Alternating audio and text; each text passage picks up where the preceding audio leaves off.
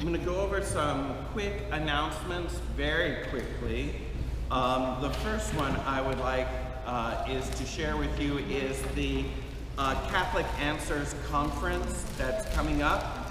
64 days, 1 hour, 35 minutes, and 5 seconds mark from now.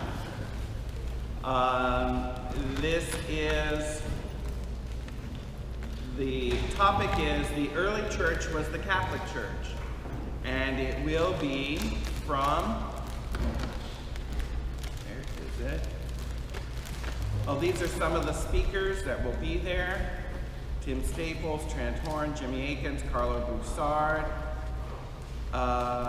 It's Thursday, September 26th in the late evening, all the way through Friday and Saturday, with Sunday being the Mass.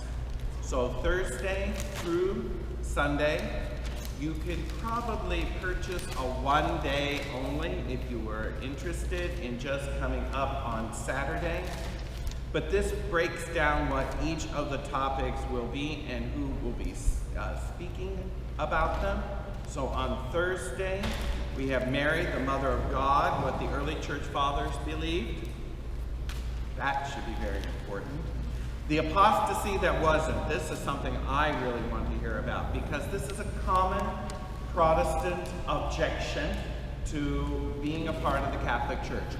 Somewhere in church history, the church got off its rails and fell into error.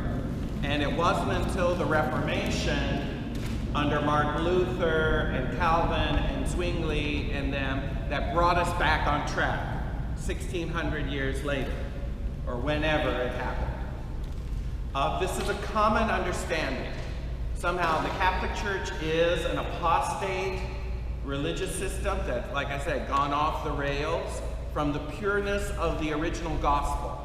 And what Martin Luther and his cohorts did was to bring us back to that simplicity.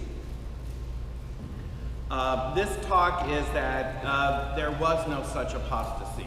That no matter how far back you go, in the earliest records of the church, you will find the beliefs of all of our Catholic faith. All of them. I mean, this was part of my quest. I didn't accept anything that didn't occur before 300 AD. If it wasn't in that first 300 years, it never existed. And what I found is that the Eucharist was there. The infallibility of the papacy was there. The church structure of bishops, priests, deacons was there. The Mass was already being said then. I mean, honoring the Mother of God was back then. I mean, purgatory, belief in purgatory was back then. They used a longer scripture canon than Protestants have. I mean, you name it, it was all there in the first 300 plus years. So there was no deviation. Okay? So this is a very important talk, I would say, about understanding why the church had been started Catholic and stays Catholic, and that Protestantism is the deviation. Then the next day we have answering Protestant distortions about the fathers. Liturgy in the early church. Again, I'm thinking this is going to be a very top-notch, I'm hoping it's going to be a very good speak about understanding what was the early church liturgy like. I think I told this group that when I was studying to be a pastor, the number one thing that bugged everyone is that there's nothing in the Bible that says how to run a church service. If we're going to be Bible-believing Christians, you would think that one of the outlines is how to conduct a church service. Well, you look in vain. It's not in here. It doesn't say, now at this point you do the offertory, at this point the choir sings, at this point you pray for the sick, at this point you don't see any of that. So how do you run a church service? What is it? This is what we call the living tradition. This is the capital T tradition of the church, is that there's nothing in the Bible about it because it was something that was done orally. It was already in motion. There was no need to write about it because the church had been doing it for decades. The only thing you see in Scripture are the abuses and how to correct those. But it doesn't say how to conduct a church service. Okay? So again, very important. What the early church believed about the sacraments. Again, a big difference in cultural understanding between Catholics and non-Catholics. Non-Catholics do not have a sacramental theology. This was one of the more difficult transitions philosophically I had to make. It took years to do it. It was not something that occurred like this. What does that mean? See, in Protestantism, there are no sacraments. They have baptism, but it's not something that you need. It has no real effect on the soul. It's just following God's command to baptize. That's why you do it. Protestants call these things ordinances, but they don't call them sacraments. Sacrament is a unique Catholic or liturgical word. What is a sacrament? A sacrament under the old system was a visible sign that gives grace. Okay? What we believe about the sacraments is that they actually affect what they intend to do on the outward. So in other words, when you pour water over a baby's head, it's like washing. Well, like you would take dirt off of someone, like when you wash dishes or you take a bath, okay? It cleans the person or the dishes. Well, that's the outward thing that would happen. But inwardly, we believe that baptism actually cleanses the soul of original sin, as well as all personal sin. Okay? Protestants don't believe that. They don't. This is why the Eucharist for them is just crackers and grape juice. There's nothing there. It's just merely a symbol. It's a gesture. It's an ordinance. It's not a sacrament. So this is something that is a big philosophical difference between Catholics and non-Catholics. To know that the early church was a sacramental church. It's huge. It's to understand that the early church understood that baptism does what it does for the soul, what it does on the outside. We believe that the body and blood of Christ is transformed at the moment the priest says the words of consecration, and that by consuming the host, we receive in our spirits an infusion of grace. We believe that our sacramental confessions cleanse the soul of all sin, mortal and venial, that it aids the soul in its prevention of its preventative of sin, etc. It's not just doing something and it has no real effect. Am I making sense? This is a huge difference between Protestants and Catholics. I mean, they have a legitimate baptism, but they have no idea what they're doing has any sacramental value. Is the root sacrifice, is there any connection? No. Sacrament comes from the Latin word sacramentum, which is a derivative word of the Greek word mysterium. In the Eastern Church, for example, they call these divine mysteries. 7 divine mysteries. We call them the 7 sacraments. It's the same thing. They just call it different because they're Greek. They stick with the mysterium. But sacramentum, mysterium, it's that same thing. There's a mystery being acted out here in our souls that we don't see with our physical eye. All we see is a piece of bread in this golden thing. That's all that's there, right? Do you see anything different? I don't.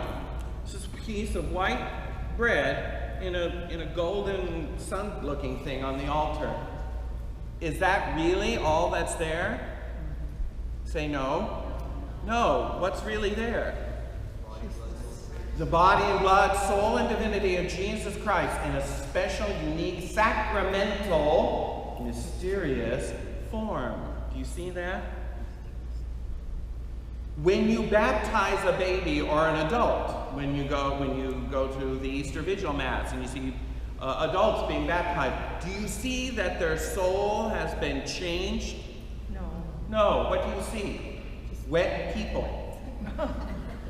Right? That's all.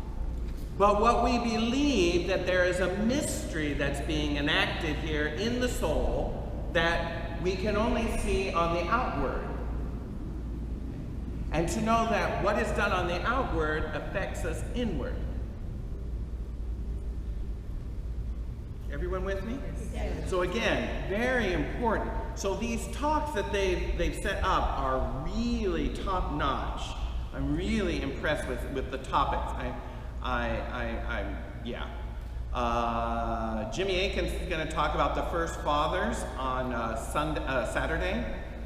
You two are Christ, the ongoing incarnation then and now. Boy, that really grabbed me. I hope that this talk is going to go with this idea that salvation is more than merely saving our souls and getting us into heaven. It's transformation of our whole body, ultimately into conformity to Jesus. What we're talking about is this process in the East they call theosis. In the West, we call it deification. It's our sharing in the divine life of God. That is the goal of our salvation. And it's directly related to what we're going to be talking about today, about the original creation of Adam and Eve. It's directly related because what Adam and Eve were initially created was the kind of perfection that we are going to achieve, only better. What Adam and Eve had in innocence, we will have with full knowledge. So what we will have is greater than the kind of holiness that Adam and Eve had. But it's directly related to the original creation. You following me? Okay. Again, can't wait for this. So I'm really emphasizing this, so I'm hoping that if you can spare the Saturday, or maybe even the Friday Saturday, to come and see this. It's in San Diego. I would strongly encourage you to do so. They're top-notch speakers. It's really worthwhile to go. So I just wanted to promote that. I also have up here other conferences that are coming up, like the SCRC convention in Labor Day weekend, the spiritual exercises of St. Ignatius. Several people have done them or are doing them now. There's also spiritual warfare and healing mass on this Thursday. This Thursday. At Our Lady of Grace.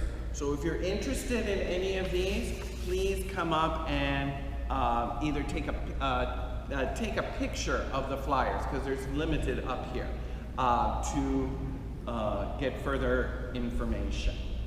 I told you I was going to be quick. The only thing I took a long time from was going over the Catholic Answers Conference, because I will be there. I'm taking 2 days off to do it because I'm going to need the break.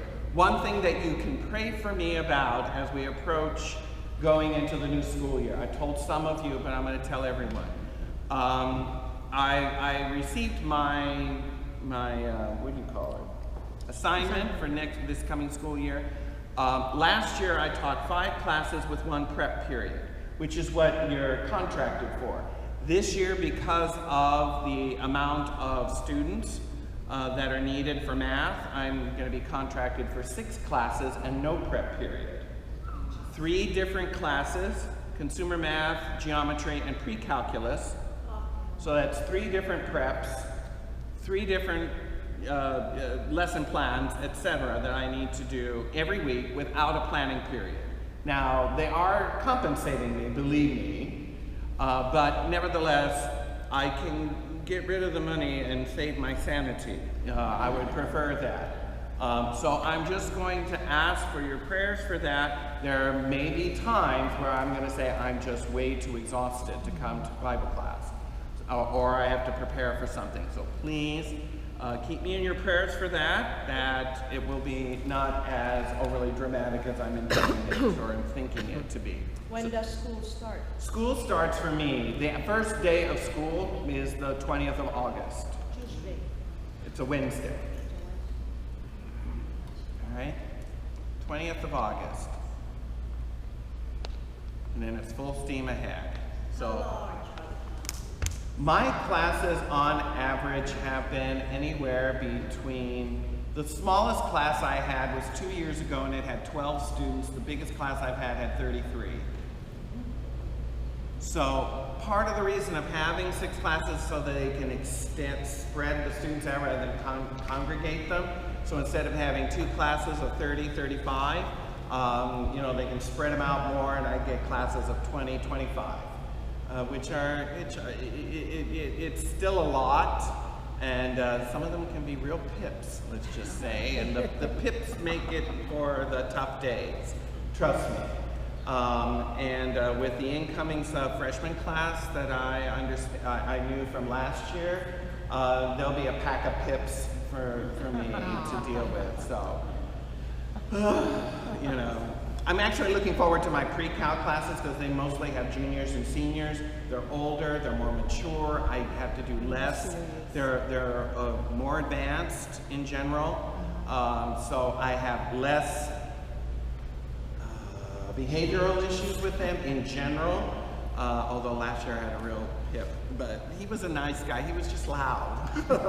But anyway, it's mostly my geometry classes that I'm thinking that have most of the sophomores that are, yeah, they can be a challenge at times. So, and I know that a lot of them will need some remedial algebra, so I'm kind of pre-preparing for that. It's just a lot of work, to do.